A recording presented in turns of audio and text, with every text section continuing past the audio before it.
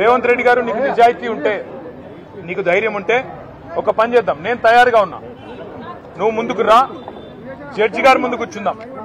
ACB judge అయినా, high court న్యాయమూర్తి గారైనా, లేదా మీకు ఇష్టమైన న్యాయమూర్తి ఎవరి ముందైనా కూర్చుందాం. మీ మీద ఏసీబీ కేసు ఉంది, నా మీద ఏసీబీ కేసు ఉంది. నీ మీద ఈడీ ఛార్జ్ షీట్ చేసింది, నా మీద ఈడీ విచారణ జరుగుతున్నది.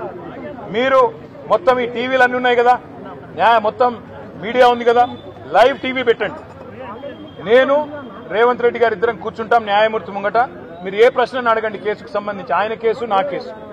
ఇద్దరికి లై డిటెక్టర్ పరీక్ష పెట్టండి, ఇద్దరికి కూడా లై డిటెక్టర్ పరీక్ష పెట్టండి. మొత్తం రాష్ట్ర ప్రజలందరూ చూస్తుండగా ఒక 50 లక్షలు 20 లక్షల రూపాయలు ఒడిసిపోతుంది. లేకపోతే ఈ 10 కోట్ల రూపాయలతో అనవసరంగా ప్రజాధనం దుర్వినియోగం అయ్యే విధంగా, ఇంతమంది ఉన్నతాధికారుల టైం వేస్ట్ అయ్యే విధంగా, ఇంతమంది మీడియా సంస్థల టైం వేస్ట్ అయ్యే విధంగా ఈ కక్ష సాధింపు విచారణ మంచిది కాదు. నేను రెడీగా ఉన్న రేవంత్ రెడ్డి, నీకు ధైర్యం ఉంటే ముందుకు రా.